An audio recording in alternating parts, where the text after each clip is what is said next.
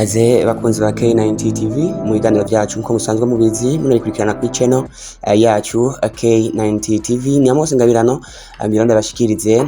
amakuru na cyane y'inkino yaranze nondwe turangije ariko tuvuge ahanini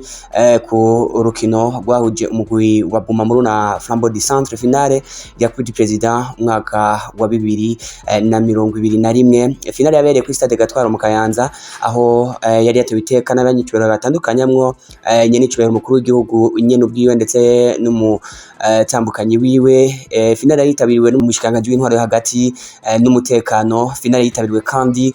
n'umushikiranganje mu byajejwe harimo inkino finale yitabiriwe kandi na nyeniciro Reverien Ndikuriyo arongo ishamwe ry'umupira w'amaguru wacu mu Burundi ndetse n'umugambwe CNDD FDD ni rero ino finale yabereye ngaho mu Kayanza nko mwavyumvise yari yitabwe n'abantu isinzi batandukanye bava mu mihingo yose na cyane ko rwarukino ruhuza umugwi wa Flambeau du Centre vari Gitega n'umugwi wa Bumamuru vari mu Cibitoke i Buganda imigwi ibiri atanumwe ari ubwato hakwana igikombe ariko ni Flambeau du Centre yo mu higanwa riheruka rya championnat national Primus League yari yafashe ikibanza cya kabiri Bumamuru yo iba mu bibanza 10 vya nyuma benshi bahamahirwe Flambeau du Centre ariko nivyakunze ibitsindo bitatu kuri kimwe vya Bumamuru byatumye itahukana agashimwe k'imiliyoni 7 n'inusu ndetse tahukana n'igikombe umukinyi wayo Raoul Vyamungu ndetse akaba na Dr akaba ari yatahukanye agashimwe k'umukinyi yigejeje neza muri urwo rukino ndetse no muri no higanwa byose muri rusangi ku migwi ibiri rero ni Flambeau du Centre ubona ko muri demi finale yari yakuyemo umugwa Musongati mu rukino rwo gutangura bakina na Musongati Flambeau du Centre yatsinze igitsindo kimwe ku busa urukino rwo gusubiriza Musongati sinda 2-1 Flambeau du Centre yabandanya kuranda bwa Bumamuru muri demi finale yakuyemo umugwi wa Vitaro mu rukino rwo gutangura Bumamuru yari yatsinzwe 2-0 na Vitaro mu gihe Vitaro nayo yaciye itsindirwa hariya mu Cibitoke ibitsindo bitatu nako ibitsindo bitatu kubusa nuko mugihe rero kandi Bumamuru yari yavanyemo umugwi wa Messager Ngozi muri demi finale umugwi wa Flambeau du Centre wari wakuyemwo umugwi wa Rukinzo muri quart de finale nuko niyo migwi ibiri rero yagiye guhura uko niko yari ifashe umugwi wa Bumamuru urashobora gutsinda reka tuca dukurikirana bano bamenyereza umumenyereza w'umugwi wa Bumamuru umumenyereza w'umugwi wa Bumamuru atwiganira kuri urwo rukino ndetse na kapiteni Raoul Vyamungu ari nawe yatahukanye agashimwe k'umukinyi yigenjeje neza ndetse na president w'umugwi wa Bumamuru akaza akaba yagiye gutangwa ubushimwe butandukanye tuzakubabwira mu kanya gato turindire yuko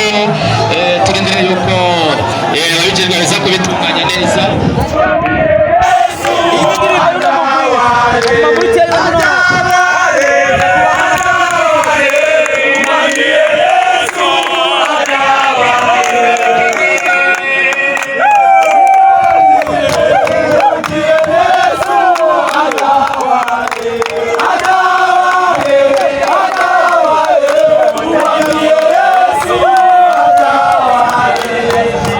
akanyamuneza dufise ko kurira indege kangana gute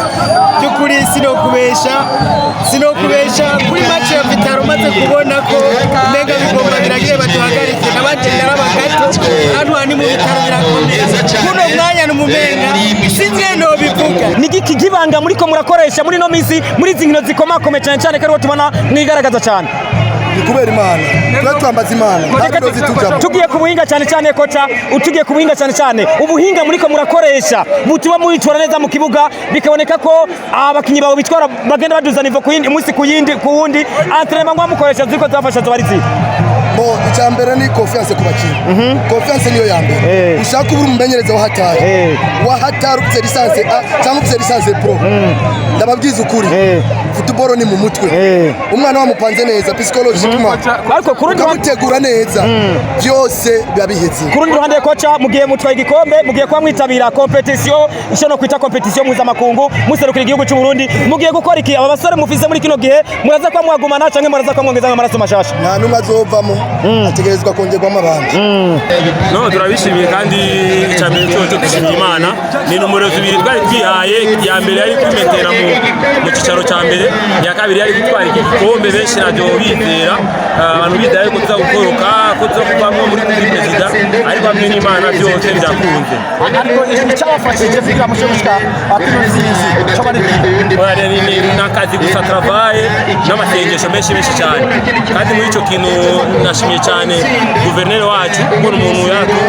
yaratweretse yuko byose birashoboka mu Mana yaradusengera kenshi mu mimenyerezo kuri match bigaca bidutera intege cyane ni nayo mpamvu twashoboye gutanga uno munsi tugatwara n'igikombe mu ntara yacu y'Ibitoke ubu ni ntango ntago turashika dukora cyane mbese turaba n'abakinnyi twokongereza ahantu hose hari hanyegeye gatoya tubashiremo ingufu nyinshi kugira ngo nitwahura n'imigwi yo hanze tubashe guserukira neza igihugu cyacu